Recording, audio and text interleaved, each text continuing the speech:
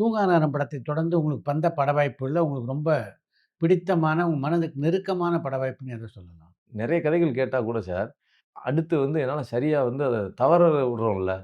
தவற விட்டதுனால என்னால அடுத்து தொடர்ந்து பயணிக்கவே முடியல. ஒரு இதாயிருது.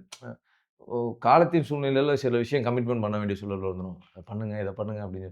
ஒரு கார் வாங்கிட்டோம். அதுக்காக ஒரு சரி ஒரு இடம் வாங்கிட்டோம். அதுக்காக ஒரு வீடு வாங்கிட்டோம். அதுக்காக 1, 2, 3ன்னு போவோம். ஆனாலும் சரி, மனசுக்கு பிடிச்ச மாரியான விஷயம்னா மறுபடியும் நான் ஷோவா பண்ண பிக் பாஸ். ஸோ அது என்னுடைய ஒரிஜினல் தன்மைய வெளிப்படுத்துச்சு. அப்புறம் நாடோடிகள் 2 சமுத்திரக்கனி அண்ணன் கூப்பிட்டு குடுத்திருந்தாரு. சேரன் சார் டைரக்ஷன்ல ஜேர்னி வெப் சீரிஸ். ம். ஒரு அண்ணன் தம்பியோட பாண்டிங்கு. ஸோ எங்க அண்ணனுக்கு நான் தான் செய்யணும். எங்க அம்மாவுக்கு நான் தான் பார்க்கணும். என்னைய விரும்புற காதலிய நான் தான் கல்யாணம் பண்ணணும். ஸோ நான் தான் பொறுப்பான ஆளா இருக்கணுன்ற மாரியான ஒரு இத குடுத்து, ஸோ அந்த ரோல் எனக்கு ரொம்ப பிடிச்சிருந்துச்சு.